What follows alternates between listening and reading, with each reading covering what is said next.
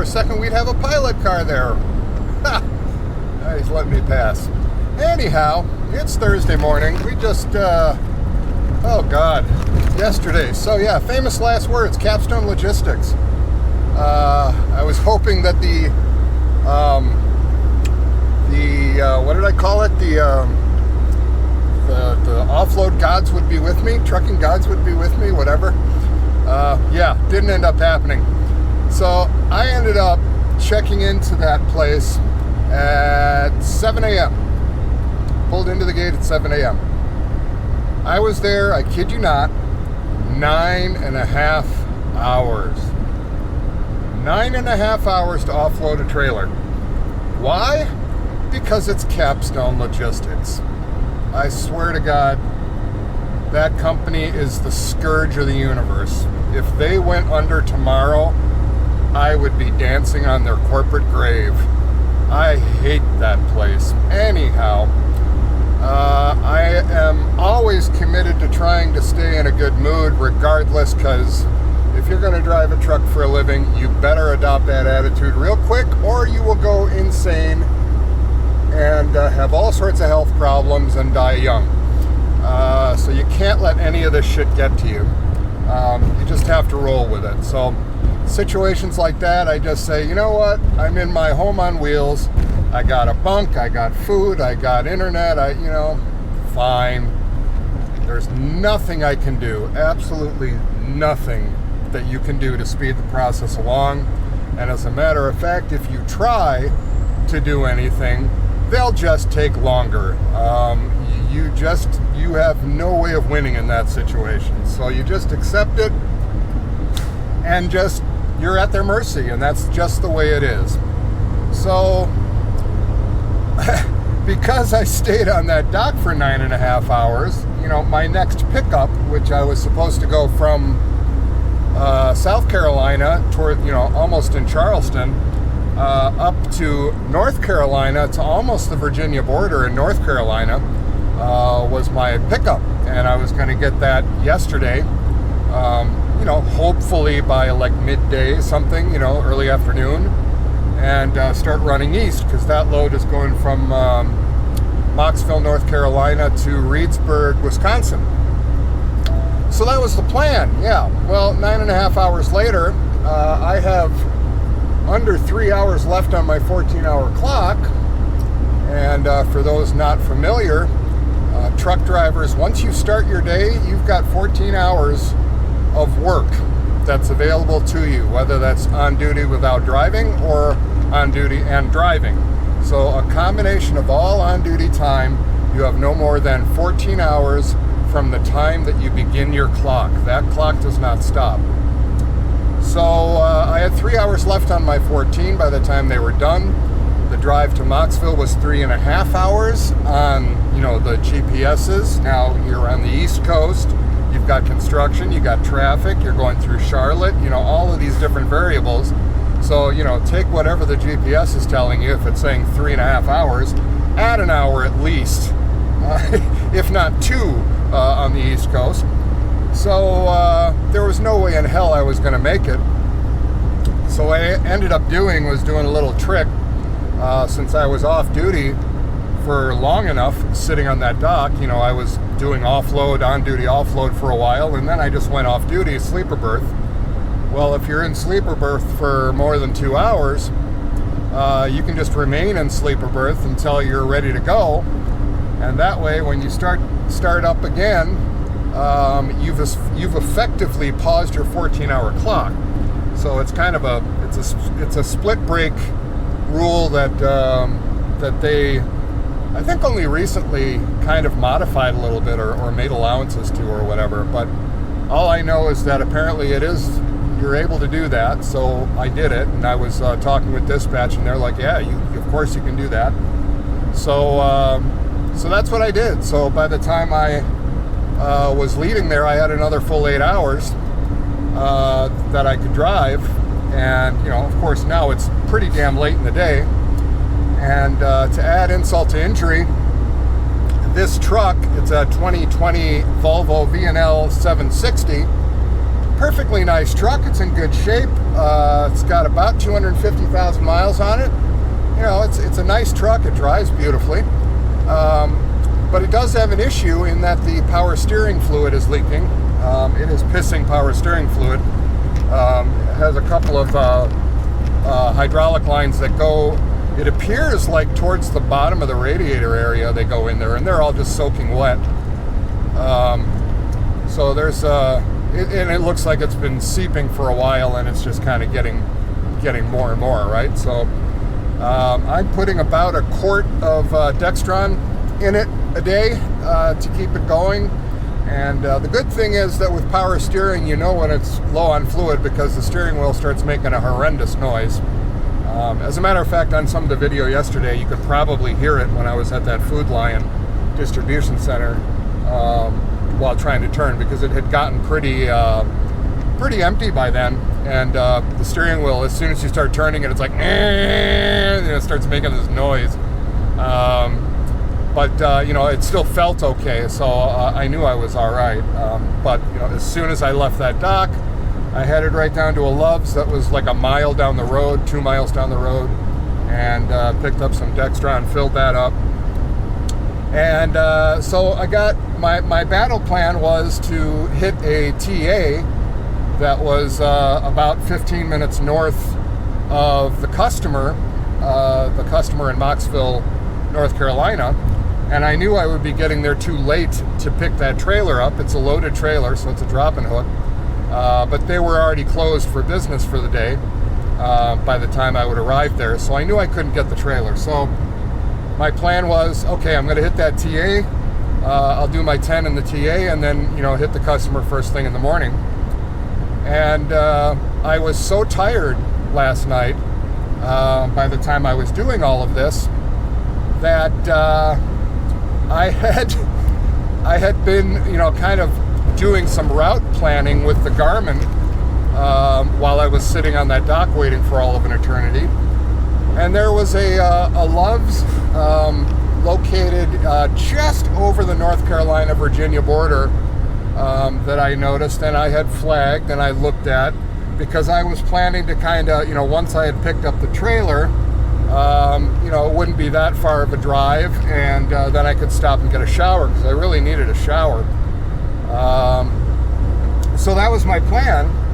And what I had not realized when I left that Love's that was in South Carolina that I had to go to pick up the power steering fluid, I hadn't realized that the address, when I, you know, started my Garmin, I thought I had switched it back to that TA. Well, no, stupid, half asleep, completely exhausted, up way too many hours me, I had still, unfortunately, had that Love's in Virginia in my Garmin. So you know where this is going. It's late at night, and it's already dark, and yeah, so I ended up driving up over the Virginia border. And as I'm passing over the border, I'm like, wait, this doesn't seem right. And then I was remembering, well, no, that TA, I remember seeing it was really close to the Virginia border, and I couldn't remember whether it was on the North Carolina side or the Virginia side. So I'm like, all right, well, you know, it is what it is. You know, it's 2 miles away. It's 2 miles across the border. So I'm pulling in there, and all of a sudden I see the destination that the Garmin has taken me to is a Love's. And it took my brain a few to put 2 and 2 together and realize that, oh crap, I went to the to the Love's that I was going to go after I picked up the trailer. Yeah, so that's the kind of shit that happens when you run yourself ragged, right? So I had woken up yesterday at 4 o'clock in the morning so that I could make the final, you know, final stretch of that delivery. And, you know, so I was up at 4, did my pre-trip and left by 5, and was at the customer by 7. So, you know, I was awake at 4 in the morning. Yeah, well, I ended up battling for a parking spot in this Love's at 10-something o'clock at night last night, which, you know, any driver knows on the east, anywhere on the East Coast, if you pull in after 3 p.m., you're not going to get any parking anywhere. And even that is sketchy sometimes. The parking is so bad in the eastern part of the United States. So, and of course, Congress doesn't seem to want to do a goddamn thing about it. But anyway, I promise I'm not getting political. I just wish they would find a solution. We got way too many trucks and not enough parking spaces. Okay, now I'm back off my soapbox. But so I finally end up double parking in an aisle alongside a Walmart driver who's also parked in a made-up parking spot. And that's just kind of what you do. You have to. You got no other choice. You got to shut down. So I shut down. I knew people could get through, but I also knew that there were at least 6 or 7 trucks on the back row that they wouldn't be able to get out with me there. So I already anticipated. I shut down at 11. So from 4 a.m. to 11 p.m., quite a long day. And then shut down, went to sleep, but I knew I was going to get a knock at least some point in the morning. And sure enough, that knock came. 2 a.m., bang, bang, bang, bang, bang, I got a knock on the door. And of course I, startle out of a deep sleep. I go over, throw the curtain open, and there's a driver out there going, kind of like, hey, I'm sorry. I'm like, hey, no problem. I'll be right out. Throw on some pants around my shirt and, put myself on PC, moved, got out of his way and a bunch of other people's way, and then proceeded to do laps around the Love's parking lot at 2 a.m. After getting, 3 hours of sleep after a 4 a.m. to 11 p.m. day of insanity.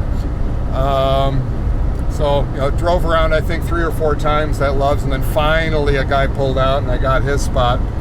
And boy, it's a lot of fun to blind back in a super tight Love's that's overstuffed with people parked everywhere, doing a blind back in a narrow spot at 2:30 in the morning when you've had no sleep. Yeah, that was a little hairy. So needless to say, I got out of the truck probably about 6 times to go look at that back end to make sure I wasn't going to take Mr. Long-Nosed Pete's front end off, who was sound asleep, and I'm sure would not have appreciated the new bodywork on his incredibly gorgeous 379. So yeah, I wasn't about to be that guy. So yeah, get out and look, folks, especially if you're tired and it's dark and it's tight, and you're coming up next to a super nice, well, it doesn't matter. It should be any truck. It could be the biggest piece of shit. You don't want to hit it. You don't want to hit anything. So anyway, I am rather shocked that I'm actually alive and have some energy. I'm actually feeling pretty good, come to think of it. I am back in North Carolina now, and we're heading the, about an hour drive back to Mocksville. And yeah, don't go back to Mocksville. So we are. I wonder if you can get that song reference. It's actually Clarksville, but hey, who am I to say?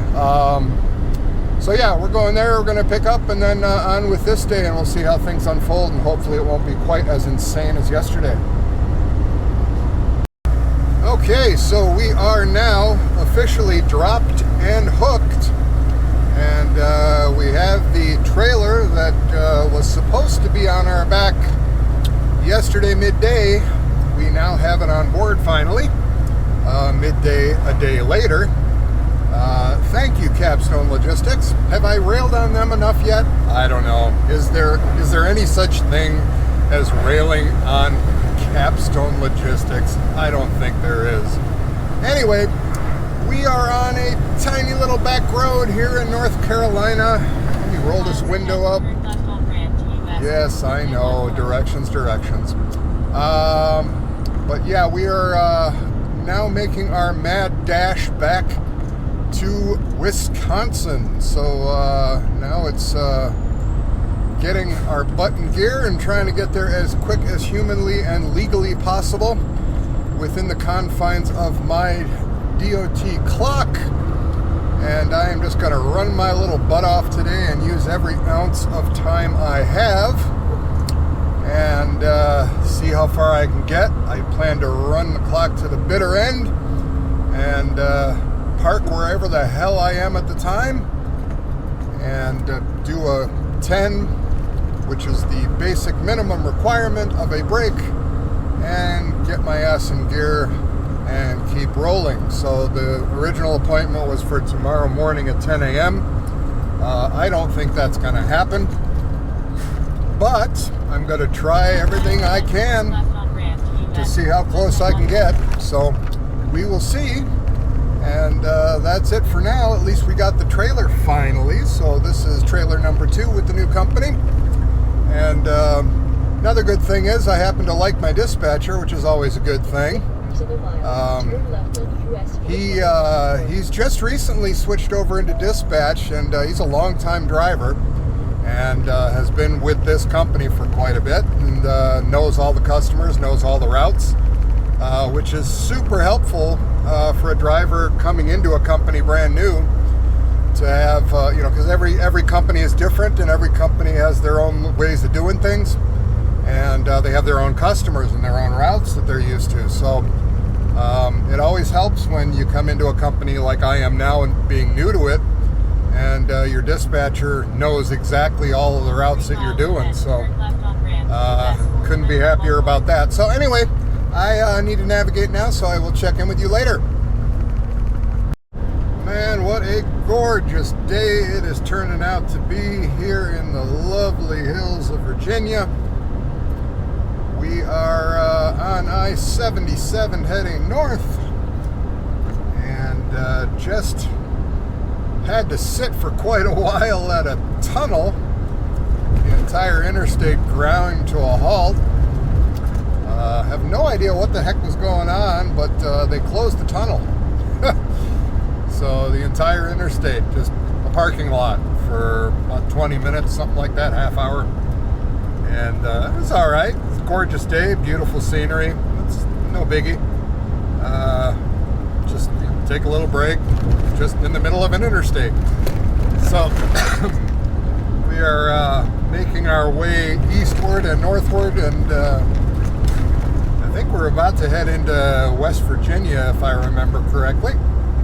It's funny, when you drive for a while, the states just kind of blend into each other.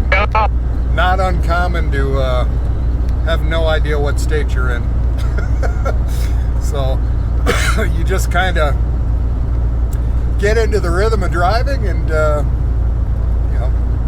watch where you're going, and you just don't know what state you're in. So it's kind of a strange thing. Anyway, I think West Virginia's coming up here soon. We will see. Oh, look at this. We're heading into a tunnel. Going nice and steep, too. We're doing 38. Yeah, we dropped quick. Didn't even have a chance to turn the hazards on. Yeah, these mountains, they sure do go up and down. Hey, there's a statement for you. Mountains going up and down. Huh? Statement of the obvious. Where else? Anyway, East River Mountain Tunnel. You want to come with? I think I'll keep the cameras on. Let's go through the tunnel together, shall we? It's always fun to go through these things. We're just going to drive into the side of a mountain. I hope I fit. I don't know. Looks kind of tight. Here we go.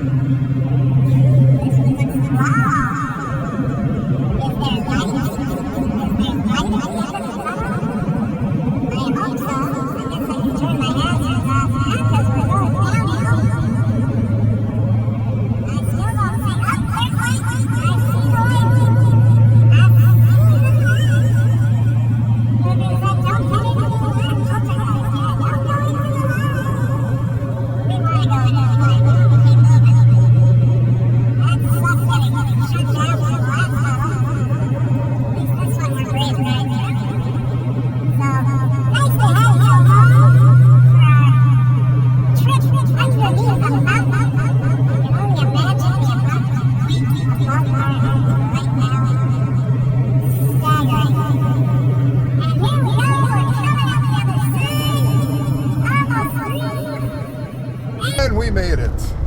All right. We are through the other side. Let's see. Are we coming up? Yes. See? I knew it. I knew we were coming up to a border crossing. Welcome to West Virginia, everyone. And a lovely state it is. And we will continue our little journey here. The next morning. Well, good morning and happy Friday to everybody. We are still at it. Just started rolling. It's almost 8:30 in the morning, Indiana time. We are on I-70, and yesterday made it all the way to a great little rest area, Greenfield, Indiana, on westbound I-70. Always a good place to stop. There's two rest stops. There's one in Richmond and then one in Greenfield. The one in Richmond is, I think, a slightly larger one. I think it's close to 200 parking spots. And the one in Greenfield that I reached, I think it's like 150, something like that. So they're both really big. There's always spaces, no matter what time of the day. Either one of them is usually pretty safe to count on that you're going to be able to find some kind of parking there. So those are nice to have if you're doing the I-70 stretch towards Indianapolis. So we are heading into the Indianapolis area right now. We are doing the final stretch to our receiver in what the hell was it again? I can't remember. It's early. Coffee hasn't fully kicked in yet. But it's in Wisconsin, a little northwest of the Madison area. I forget the name of it. But we are looking to be there maybe by 2 p.m.-ish, maybe, if traffic is playing nice today. We will see. Anytime you cut around the south part of when you have to go through the Gary, Indiana, and the south part of northern Indiana and the greater Chicago metro, and scoot along there on 294 with all their construction mess, and yeah, that's always a crapshoot. So I'm not counting on the fact that there'll be no traffic, but hopefully it won't be too brutal.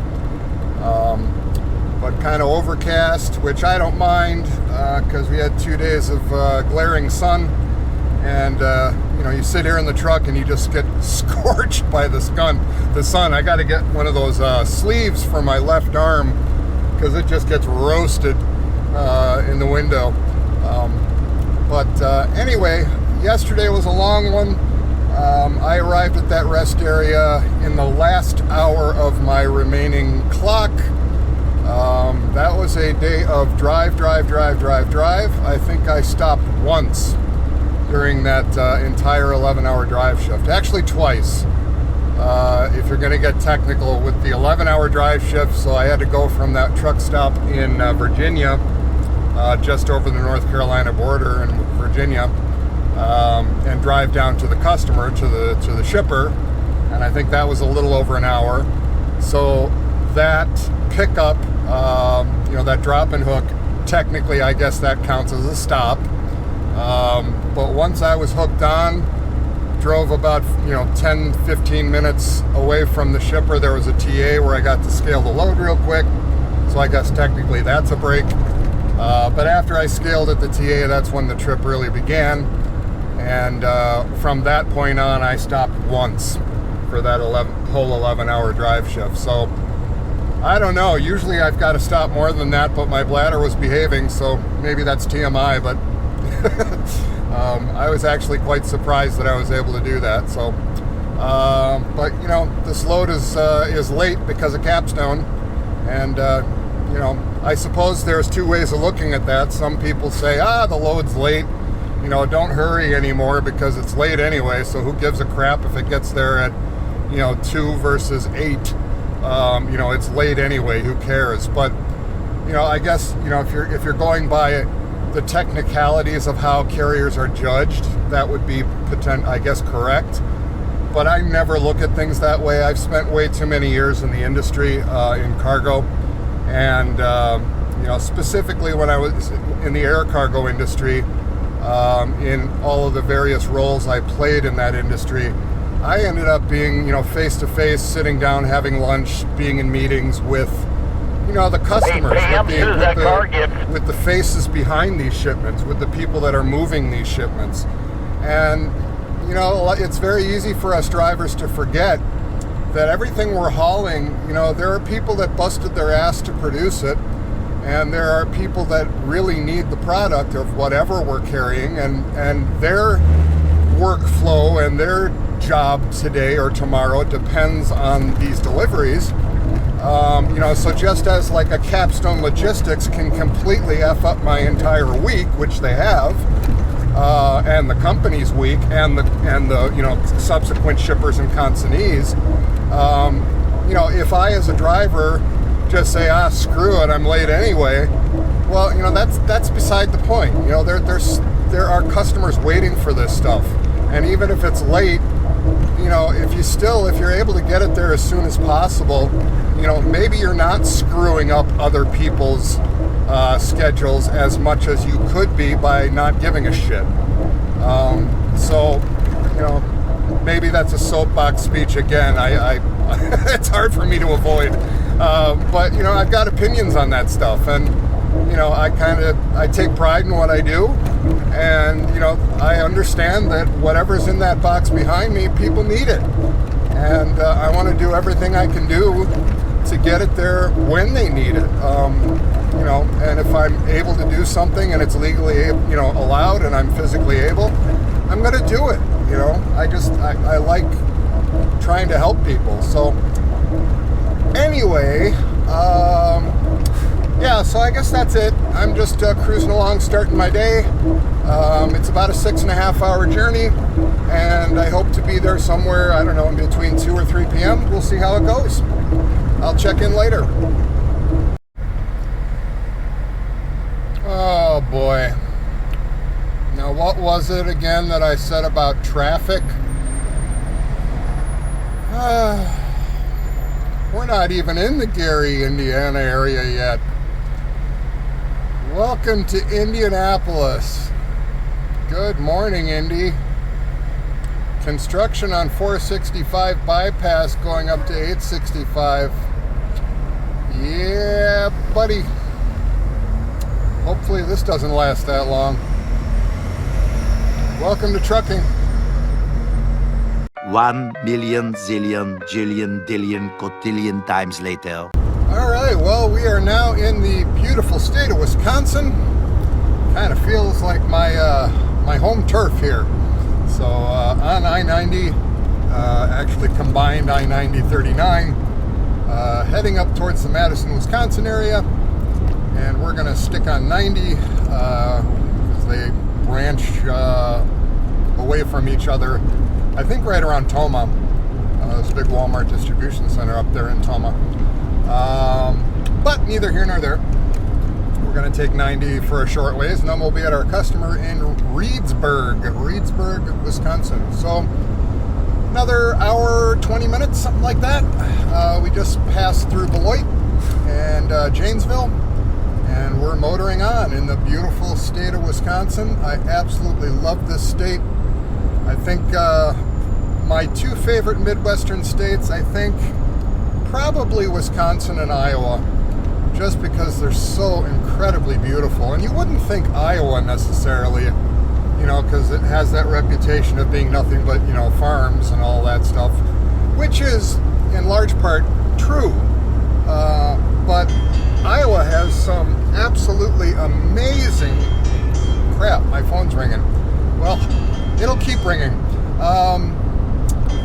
Iowa has some absolutely amazing landscape, and the scenery there is just absolutely gorgeous. So why is that not going to voicemail? God, that's annoying. I'm one of few people on the planet, well, probably not actually, now that I was about to say it, but I'm one of those people, and there's probably a lot of them like me actually, so I stand corrected in my own brain. I can't stand phones. I just hate them. It's just, maybe I'm just antisocial, I don't know, but it's like I always feel like I'm being bugged. except for very few people, you know, that are close to me. My phone rings and it's not like a good thing of like, oh, I wonder who's calling. It's like, what do you want from me? Leave me alone. Anyway, back to the point.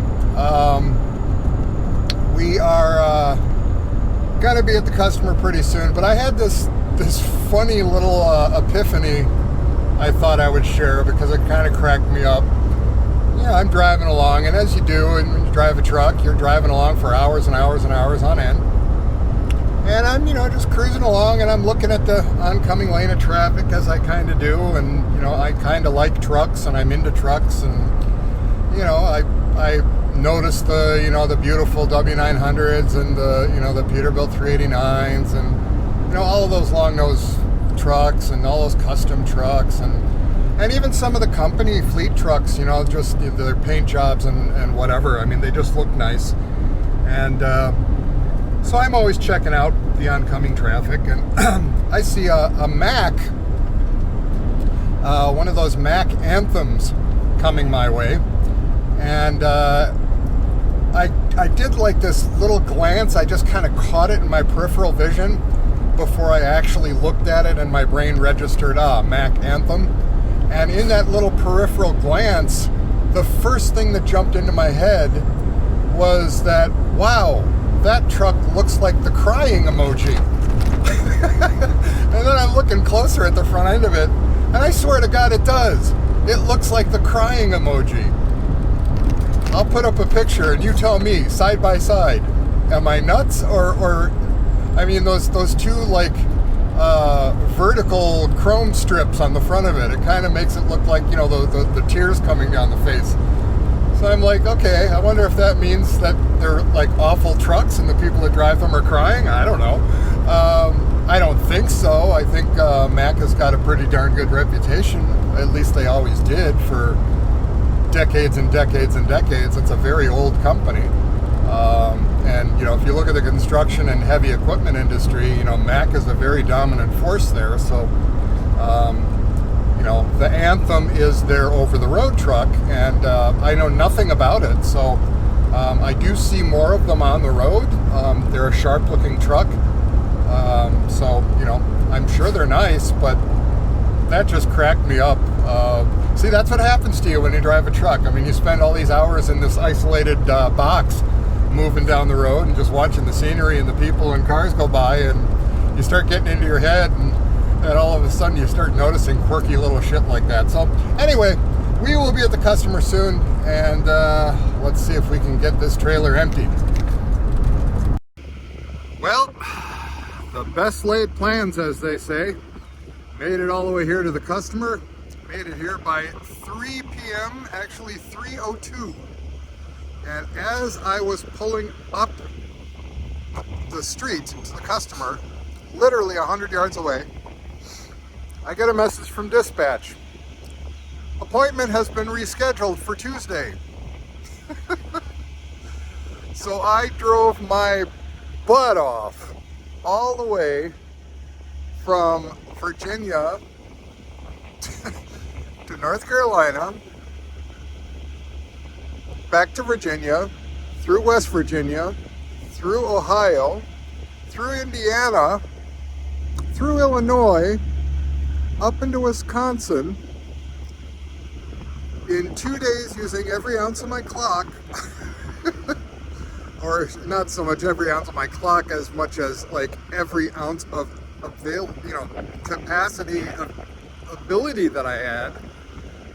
The truck only goes so fast, right? And it needs fuel and all of that. So, I mean, no breaks, no lunches, no nothing. I mean, it's like stop to pee, stop to fuel, and that's it. Go, go, go, go, go. Full throttle, hammer down. So, yeah, missed them by about 2 minutes, and they all went home. So, amazing. So there's my truck in all her glory. Let's see, can I get it? There we go. So that's a 2020 Volvo 760, VNL 760. Nice truck. there's the customer, who I won't name. And here we are, missing each other by a few minutes. So now back to the company headquarters in Maribel, Wisconsin, and drop this trailer off, I suppose, for somebody else to deliver. And then I'm going back to where I park in Sturtevant, and I'm calling it a week. So that's trucking, folks.